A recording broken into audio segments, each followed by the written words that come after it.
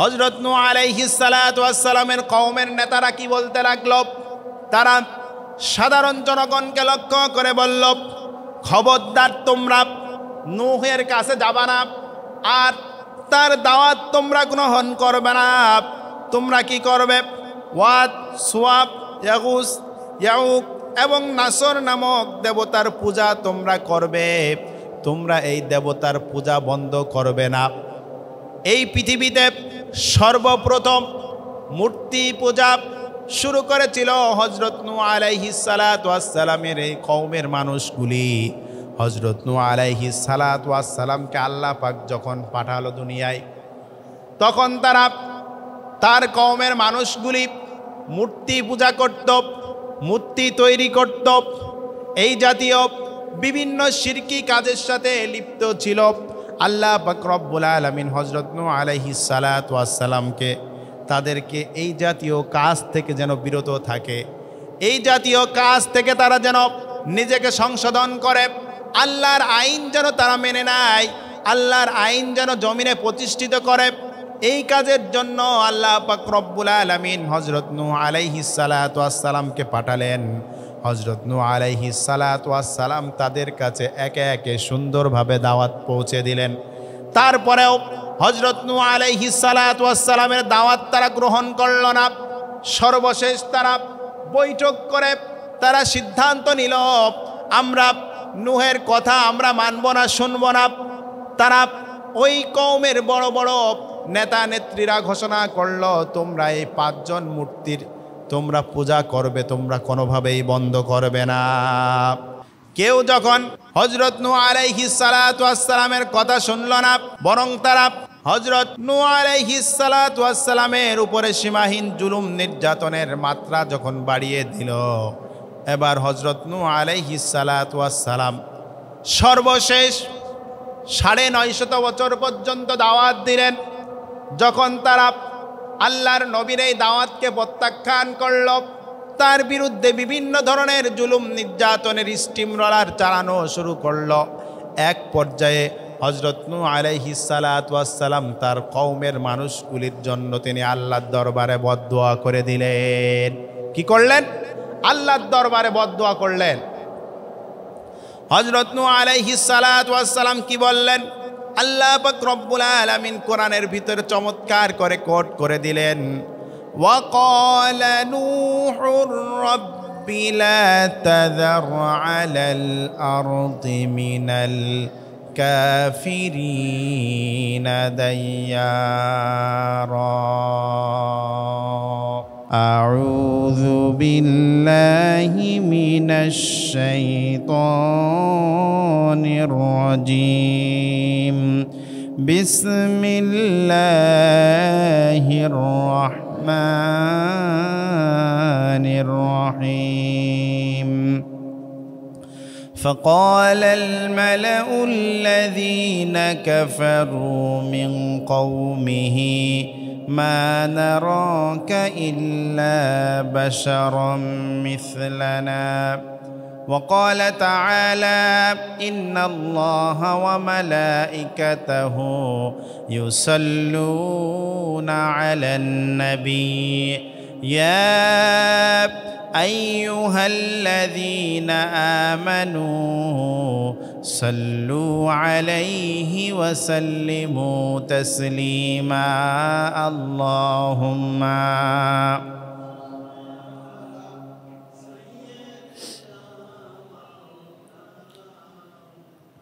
وعلى آله সম্মানিত উপস্থিতি, সম্মানিত হাজিরিন, যে আল্লাহ সুবহানাহু ওয়া তাআলা অত্যন্ত ভালোবেসে দুনিয়ার শত কর্মব্যস্ততা থেকে বিরত রেখে আল্লাহ পাক রব্বুল আলামিনের ঘরে মসজিদে আসার তৌফিক দান করেছেন। এজন্য আমরা সকলে হৃদয় উজাড় করে শুকরিয়া জ্ঞাপন করি।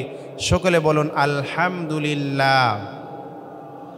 আল্লাহ পাক রব্বুল আলামিন আমাদেরকে সুস্থ রেখেছেন, এজন্য আমরা আসতে পেরেছি, ঠিক কি না? আল্লাহ যদি সুস্থ না রাখতেন আমরা কিন্তু আসতে পারতাম না। আমাদের মতো অনেকেই আজকে ইচ্ছা থাকা সত্ত্বেও তারা কিন্তু আসতে পারছে না। এজন্য আমাদের বেশি বেশি করে আল্লাহ পাক রব্বুল আলামিনের শুকরিয়া আদায় করতে হবে। প্রত্যেকটি জায়গায় প্রত্যেকটি ক্ষেত্রে আমাদের আল্লাহ পাক রব্বুল আলামিনের শুকরিয়া আদায় করতে হবে। সম্মানিত উপস্থিতি, সম্মানিত হাজিরিন, আমরা গত সপ্তাহে আলোচনা শুনেছিলাম হজরত নূহ আলাইহিস সালাতু ওয়াস সালামের জীবনী থেকে। কোরআন এবং হাদিসের মাধ্যমে আমরা আলোচনা শুনেছি হজরত নূহ আলাইহিস সালাতু ওয়াস সালামের জীবনী থেকে, যেই নবীর নামে আল্লাহ পাক রব্বুল আলামিন মহাগ্রন্থ কোরআনুল কারীমের ভিতরে সম্পূর্ণ একটি সূরায় অবতীর্ণ করেছেন। যেই নবী একটানা ৯৫০ বছর তিনি তার কওমের ভিতরে দাওয়াতি কাজ পরিচালনা করেছেন। সম্মানিত উপস্থিতি, তো এই হজরত নূহ আলাইহিস সালাতু ওয়াস সালাম এইভাবে তিনি ইসলামের দাওয়াত চালাতে লাগলেন। তার উপরে বিভিন্ন ধরনের বাধা বিপত্তি, বিভিন্ন ধরনের হুমকি ধামকি, বিভিন্ন রকমের ষড়যন্ত্র এসেছে। তারপরেও হজরত নূহ আলাইহিস সালাতু ওয়াস সালাম তার দাওয়াতি কাজ তিনি বন্ধ করে দেন নাই, তিনি তার দাওয়াতি কাজকে চলমান রেখেছেন, ঠিক কি না? সম্মানিত উপস্থিতি, আমরা আলোচনা শুনছিলাম তারই ধারাবাহিকতায় যে হজরত নূহ আলাইহিস সালাতু ওয়াস সালামকে সবচাইতে বেশি বাধা দিয়েছিল রাষ্ট্রীয় পক্ষ, রাষ্ট্রীয় ক্ষমতা সবচাইতে বেশি বাধা দিয়েছিল। যুগে যুগে যারা ইসলামের দাওয়াত দিয়েছে, ইতিহাস দেখলে দেখা যায় যে তার ভিতরে সবচাইতে বেশি বাধা প্রদান করেছে রাষ্ট্রীয় শক্তি। ঠিক তদ্রূপ হজরত নূহ আলাইহিস সালাতু ওয়াস সালামকে রাষ্ট্রীয় শক্তি সবচাইতে বেশি বাধা প্রদান করেছিল। তারা সর্বপ্রথম 5টি কাজ তারা হাতে নিয়েছিল। 5টি কাজ তারা বাস্তবায়ন করলে তারা ভেবেছিল আল্লাহর নবী হজরত নূহ আলাইহিস সালাতু ওয়াস সালাম তার দাওয়াতি কাজ, তার দাওয়াতি মিশন তিনি বন্ধ করে দিবেন। সম্মানিত উপস্থিতি, হজরত নূহ আলাইহিস সালাতু ওয়াস সালামকে নিয়ে তার কওমের নেতারা 5টি ষড়যন্ত্র করেছিল। তারা 1 নম্বর বলতে লাগলো, ওগো নূহ, তুমি তো একজন সাধারণ মানুষ, তুমি কিভাবে নবী হবে?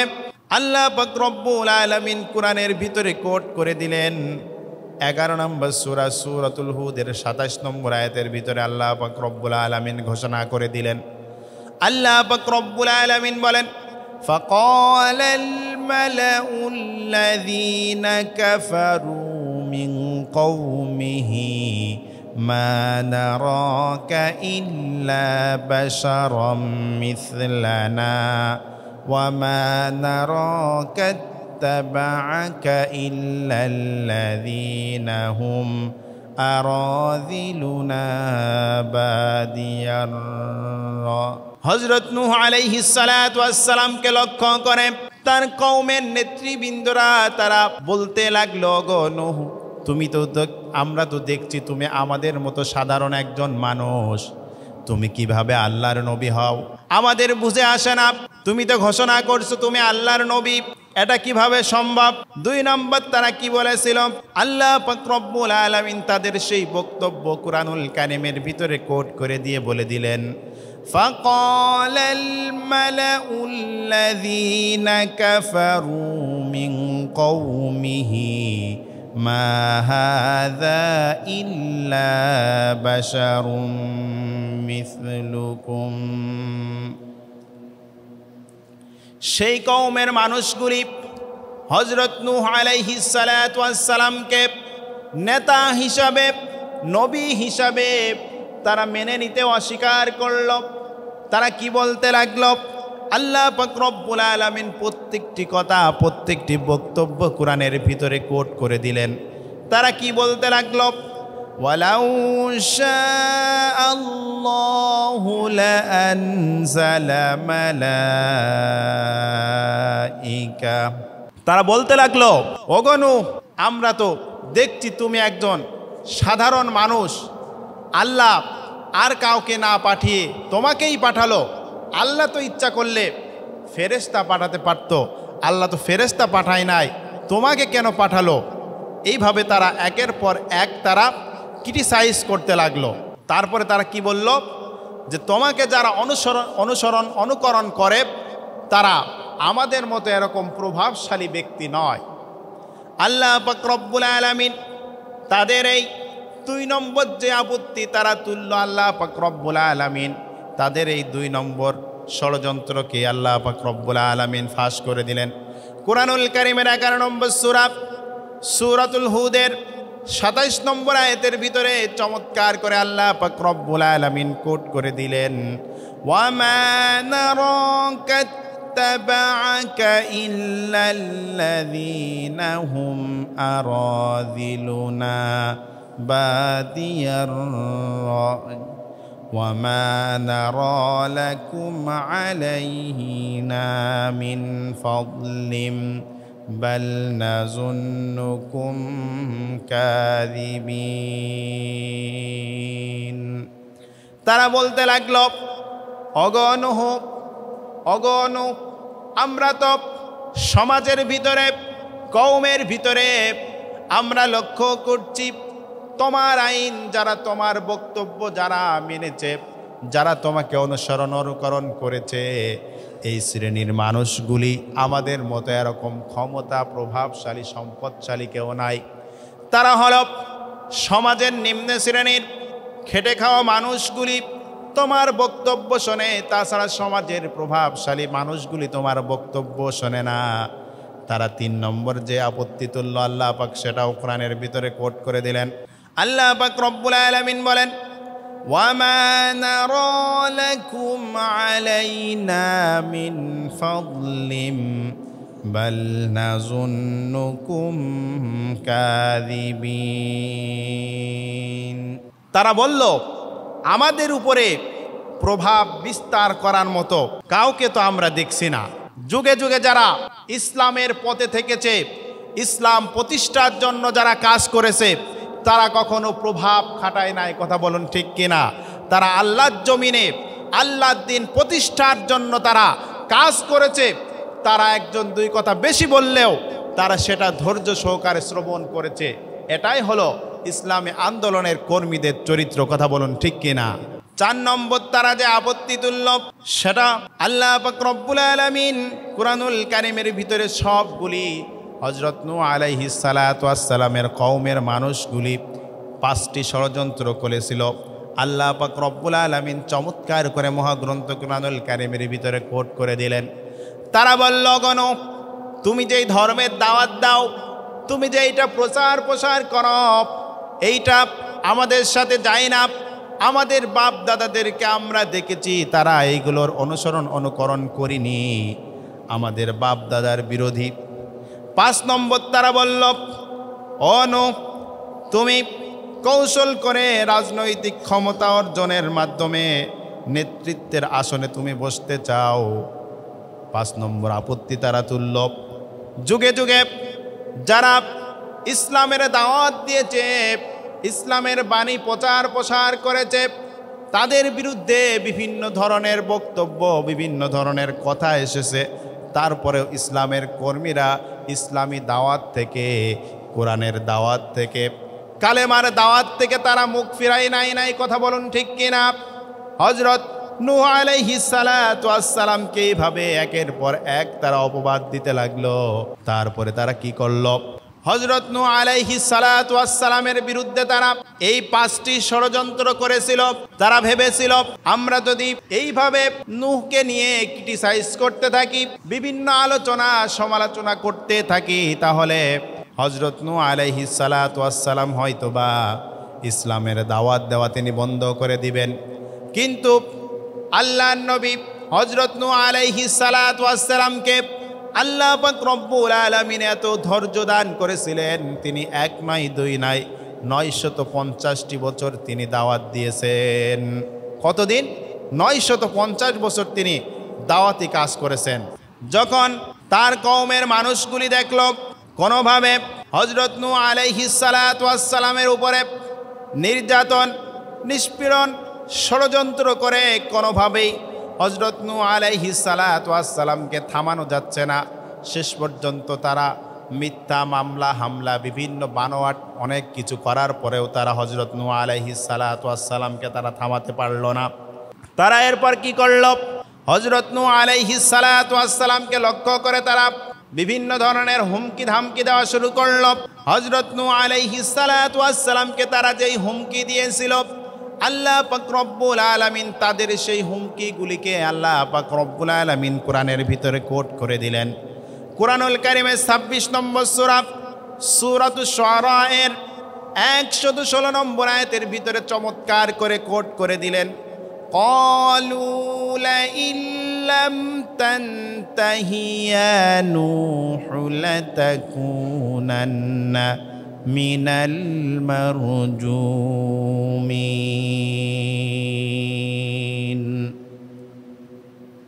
হযরত নূহ আলাইহিস সালাতু ওয়াস সালামের কওমের মানুষগুলি, নেতাগুলি, বড় বড় লিডারগুলি তারা একত্রিত হয়ে হযরত নূহ আলাইহিস সালাতু ওয়াস সালামকে লক্ষ্য করে তারা বলল, ওগো নূহ শোনো, তোমাকে শেষ মেসেজ দেওয়া হচ্ছে।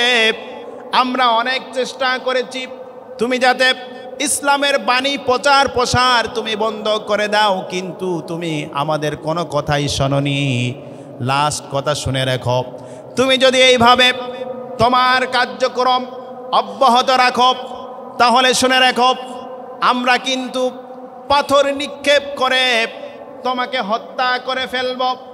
হযরত নূহ আলাইহিস সালাতু ওয়াস সালামকে লক্ষ্য করে তারা এইভাবে বিভিন্ন ধরনের হুমকি ধামকি তারা দেওয়া শুরু করলো।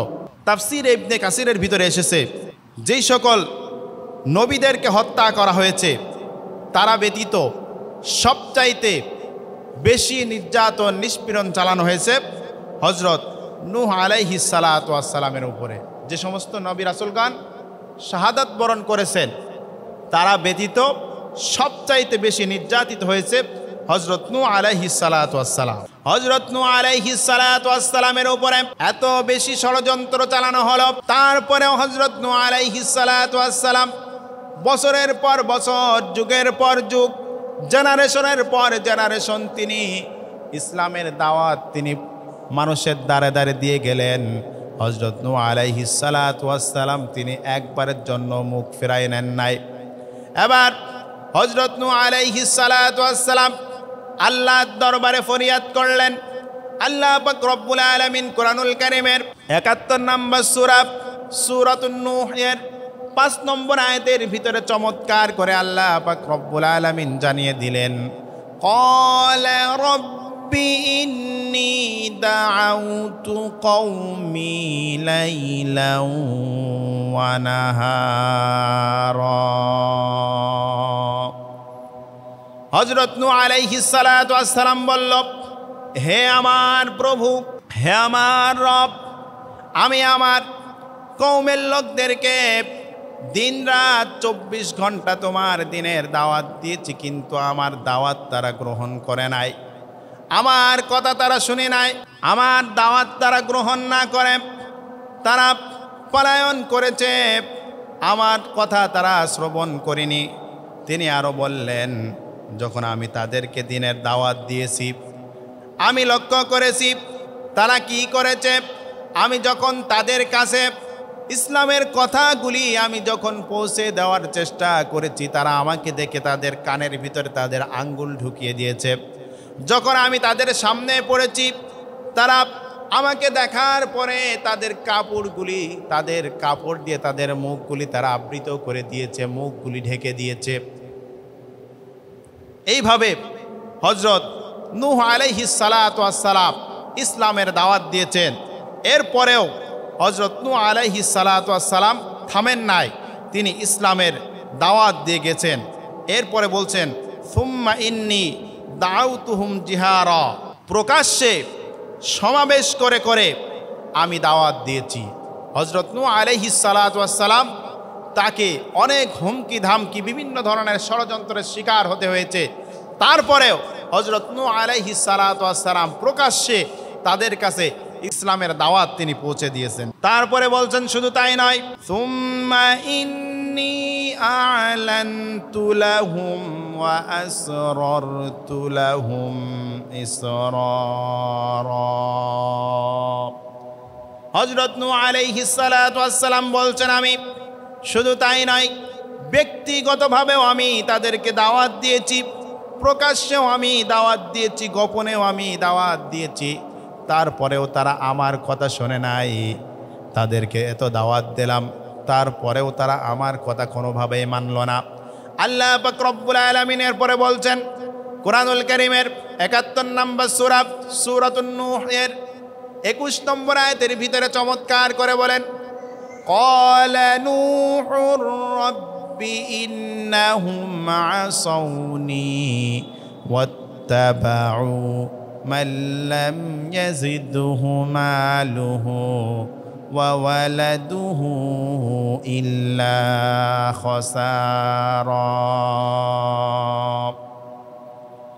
হযরত নূহ আলাইহিস সালাতু ওয়াস সালাম বললেন, এত দাওয়াত দিলাম তারপরেও আমার অবাধ্য হয়, আমার কথা তারা শুনল না, বরং তারা তাদের নেতাদের কথা শুনল, যারা তাদের ক্ষতি ছাড়া আর কিছুই করতে পারে না। আল্লাহর নবী হযরত নূহ আলাইহিস সালাতু ওয়াস সালাম বলল, এত দাওয়াত দিলাম, এত পরিশ্রম করলাম, এত কষ্ট করলাম, তারপরেও তারা কোনোভাবে আমার বক্তব্যগুলি শুনল না, আমার কথা তারা শুনল না, তারা তাদের সেই গোমরা নেতাদের কথাই শুনে গেল। ওয়ামাকারু মাকরান কুব্বারা, তাদের অনুসরণ করল যারা আমার বিরুদ্ধে ষড়যন্ত্র করেছিল। হযরত নূহ আলাইহিস সালাতু ওয়াস সালাম বললেন যে তারা আমাকে বাদ দিয়ে তাদের অনুসরণ করলো, সেই সমস্ত নেতা নেত্রীদের অনুসরণ করলো যারা আমি নূহকে ষড়যন্ত্র করেছিল, আমার দাওয়াতি কাজ বন্ধ করে দেওয়ার জন্য ষড়যন্ত্র করেছিল। হযরত নূহ আলাইহিস সালাতু ওয়াস সালামের দাওয়াতকে তারা প্রত্যাখ্যান করলো। করার পরে তারা কি করলো? এরপরে হযরত নূহ আলাইহিস সালাতু ওয়াস সালামের কওমের মানুষগুলি তারা বৈঠক করলো। বৈঠক করে বড় বড় নেতারা তারা আইন পাশ করলো। আল্লাহ পাক রব্বুল আলামিন কোরআনের ভিতরে চমৎকার করে কোট করে দিলেন, ওয়াকালু লা তাযারুন্না আলিহাতাকুম ওয়ালা তাযারুন্না ওয়াদ্দাও ওয়ালা সুওয়া ولا يغوث ويعوق والنصارى وقد أضلوا كثيرا। হযরত নূহ আলাইহিস সালাতু ওয়াস সালামের কওমের নেতারা কি বলতে লাগলো? তারা সাধারণ জনগণকে লক্ষ্য করে বলল, খবরদার তোমরা নূহের কাছে যাবা না, আর তার দাওয়াত তোমরা গ্রহণ করবে না। তোমরা কি করবে? ওয়াদ, সুয়াব, ইয়াগুস, ইয়াউক এবং নাসর নামক দেবতার পূজা তোমরা করবে। তোমরা এই দেবতার পূজা বন্ধ করবে না। এই পৃথিবীতে সর্বপ্রথম মূর্তি পূজা শুরু করেছিল হযরত নূহ আলাইহিস সালাতু ওয়াস সালামের এই কওমের মানুষগুলি। হযরত নূহ আলাইহিস সালাতু ওয়াস সালামকে আল্লাহ পাক যখন পাঠালো দুনিয়ায়, তখন তার কওমের মানুষগুলি মূর্তি পূজা করত, মূর্তি তৈরি করত, এই জাতীয় বিভিন্ন শিরকি কাজের সাথে লিপ্ত ছিল। আল্লাহ পাক রব্বুল আলামিন হযরত নূহ আলাইহিস সালাতু ওয়াস সালামকে তাদেরকে এই জাতীয় কাজ থেকে যেন বিরত থাকে, এই জাতীয় কাজ থেকে তারা যেন নিজেকে সংশোধন করে, আল্লাহর আইন যেন তারা মেনে নেয়, আল্লাহর আইন যেন জমিনে প্রতিষ্ঠিত করে, এই কাজের জন্য আল্লাহ পাক রব্বুল আলামিন হযরত নূহ আলাইহিস সালাতু ওয়াস সালামকে পাঠালেন। হযরত নূহ আলাইহিস সালাতু ওয়াস সালাম তাদের কাছে একে একে সুন্দরভাবে দাওয়াত পৌঁছে দিলেন। তারপরেও হযরত নূহ আলাইহিস সালাতু ওয়াস সালামের দাওয়াত তারা গ্রহণ করল না। সর্বশেষ তারা বৈঠক করে তারা সিদ্ধান্ত নিল, আমরা নূহের কথা আমরা মানব না, শুনব না। তারা ওই কওমের বড় বড় নেতা নেত্রীরা ঘোষণা করলো, তোমরা এই 5 জন মূর্তির তোমরা পূজা করবে, তোমরা কোনোভাবেই বন্ধ করবে না। কেউ যখন হযরত নূহ আলাইহিস সালাতু ওয়াস সালামের কথা শুনল না, বরং তারা হযরত নূহ আলাইহিস সালাতু ওয়াস সালামের উপরে সীমাহীন জুলুম নির্যাতনের মাত্রা যখন বাড়িয়ে দিল, এবার হযরত নূহ আলাইহিস সালাতু ওয়াস সালাম সর্বশেষ 950 বছর পর্যন্ত দাওয়াত দিলেন। যখন তারা আল্লাহর নবীর এই দাওয়াতকে প্রত্যাখ্যান করল, তার বিরুদ্ধে বিভিন্ন ধরনের জুলুম নির্যাতনের স্টিম রলার চালানো শুরু করলো। এক পর্যায়ে হযরত নূহ আলাইহিস সালাতু ওয়াস সালাম তার কওমের মানুষগুলির জন্য তিনি আল্লাহর দরবারে বদদুয়া করে দিলেন। কি করলেন? আল্লাহর দরবারে বদদুয়া করলেন। হযরত নূহ আলাইহিস সালাতু ওয়াস সালাম কি বললেন?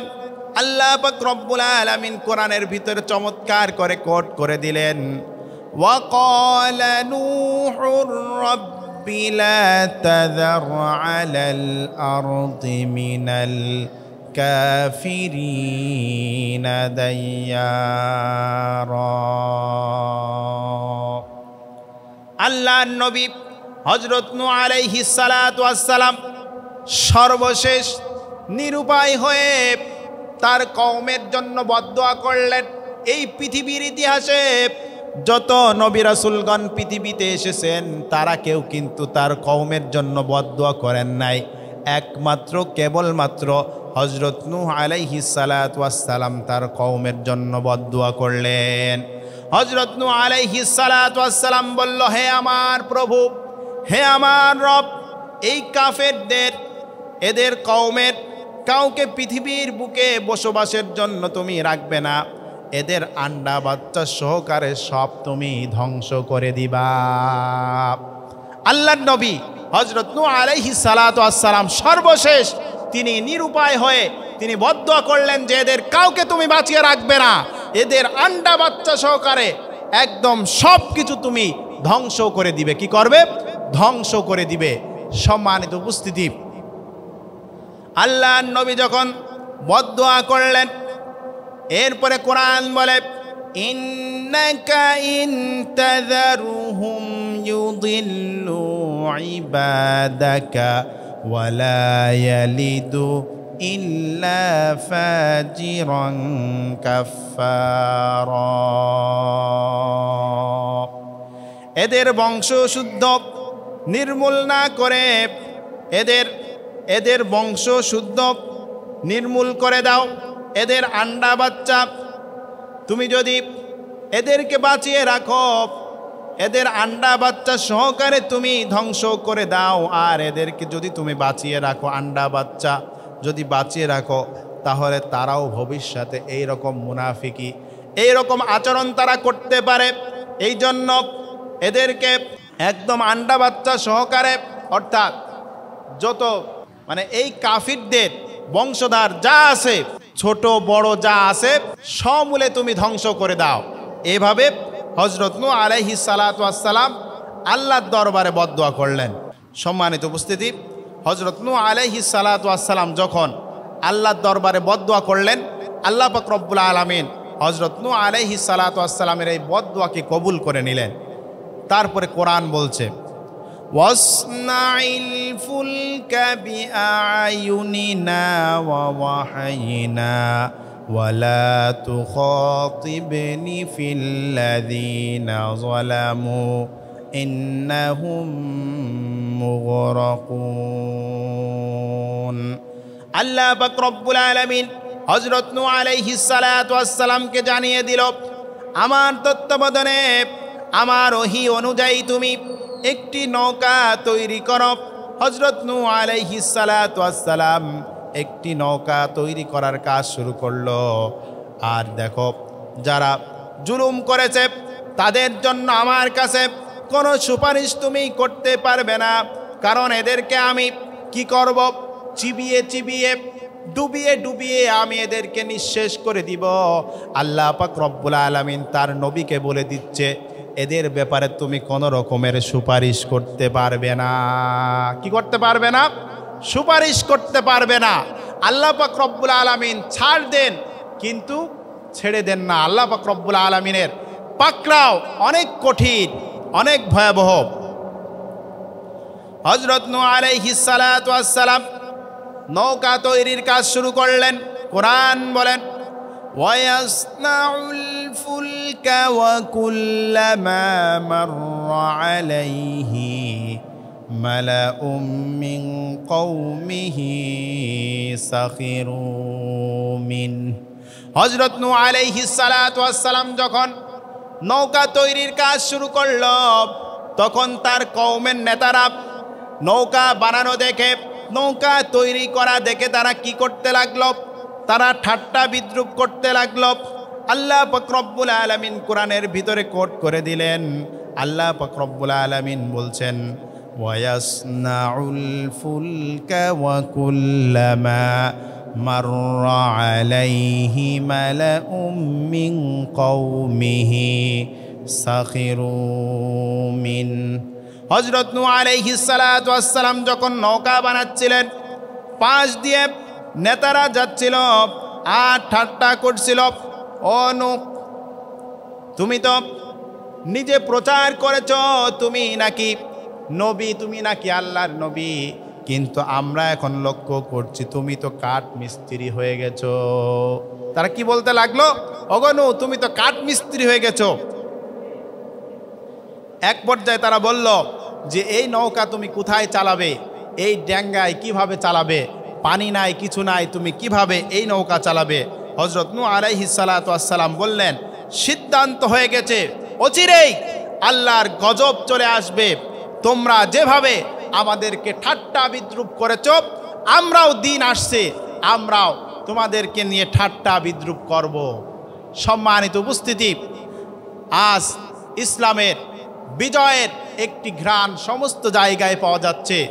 আগামীর দিন ইসলামের দিন, আগামীর রাষ্ট্র ইসলামী রাষ্ট্র, কথা বলুন ঠিক কিনা?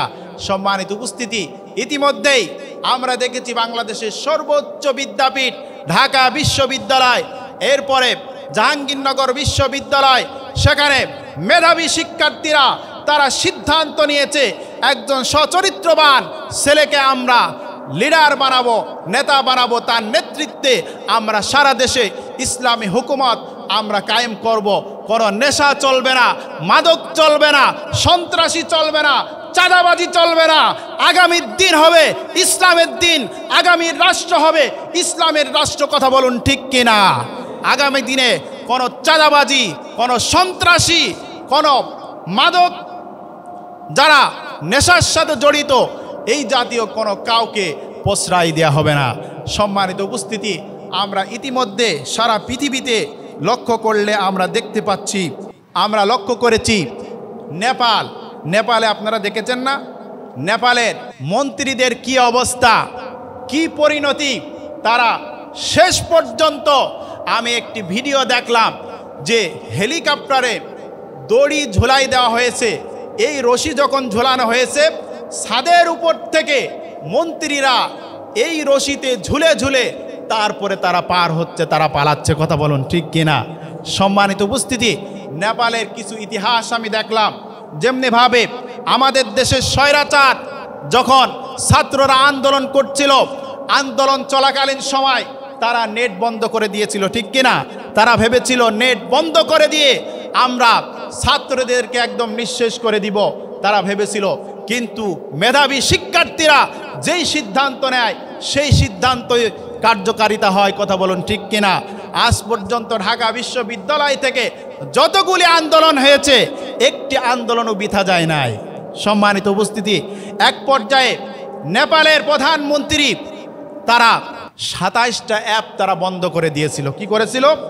27টা অ্যাপ তারা বন্ধ করে দিয়ে তারা চেয়েছিল যে যারা আন্দোলনে নেমেছে, যেই সমস্ত শিক্ষার্থীরা ঐক্যবদ্ধ হয়েছে, যারা সিদ্ধান্ত নিয়েছে যে নেপালে কোনো ধরনের দুর্নীতি চলবে না, দুর্নীতিবাজদেরকে ঠাঁই দেওয়া হবে না, তাদেরকে আমরা নিঃশেষ করে দিব। এই সিদ্ধান্ত নিয়ে যখন তারা মাঠে ময়দানে আন্দোলন করা শুরু করেছে, এক পর্যায়ে নেপাল সরকার তারা সিদ্ধান্ত নিল যে আমরা এই 27টি অ্যাপ বন্ধ করে আমরা সকলকে নিঃশেষ করে দিব। তারা সর্বশেষ কি করলো? তারা একসাথে 19 জন শিক্ষার্থীকে তারা হত্যা করলো। তারা ভেবেছিল আমরা হয়তোবা এই 19 জন শিক্ষার্থীকে নিঃশেষ করে দিলে আমরা আমাদের ক্ষমতা স্থায়িত্ব করতে পারবো। তা কি করতে পেরেছে তারা?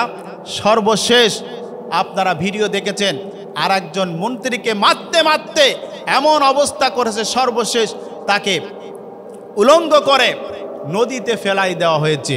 সম্মানিত উপস্থিতি, এই ধরনের অসংখ্য ভিডিও আপনারা দেখতে পেরেছেন। এই জন্য যারাই স্বৈরাচার হবে, স্বৈরাচারী আচরণ যারাই করবে তাদেরকে এই জাতীয় বিষয়গুলি থেকে শিক্ষা গ্রহণ করতে হবে। সম্মানিত উপস্থিতি, এজন্য আমরা সকলে আল্লাহ পাক রব্বুল আলামিনের আইন অনুযায়ী যদি আমরা চলতে পারি তাহলে আল্লাহ পাক রব্বুল আলামিন বলছে তোমরাই সফল কাম হতে পারবে। সম্মানিত উপস্থিতি, সময় সংক্ষিপ্ত। হযরত নূহ আলাইহিস সালাতু ওয়াস সালাম যখন নৌকা তৈরি করলেন, নৌকা তৈরি করার পরে আল্লাহ পাক রব্বুল আলামিন বিশাল মহাপ্লাবন সৃষ্টি করে দিলেন। মহাপ্লাবন যখন চলে আসলো, সর্বশেষ হযরত নূহ আলাইহিস সালাতু ওয়াস সালামের এই দাওয়াত থেকে ৮০ জন ইসলাম গ্রহণ করলেন। হযরত নূহ আলাইহিস সালাতু ওয়াস সালাম তাদেরকে নৌকায় নিয়ে যখন রওনা শুরু করলেন, সমস্ত জায়গায় প্লাবন হয়ে গেল, সব নিঃশেষ হয়ে গেল। হযরত নূহ আলাইহিস সালাতু ওয়াস সালামের এই নৌকা যে যদি পাহাড়ে থেমে গেলেন। সম্মানিত উপস্থিতি, এরপরে আরও ইতিহাস আছে। তো আমরা যে আলোচনাগুলি শুনলাম, আল্লাহ পাক রব্বুল আলামিন আমাদের সকলকে আমল করার তৌফিক দান করুন।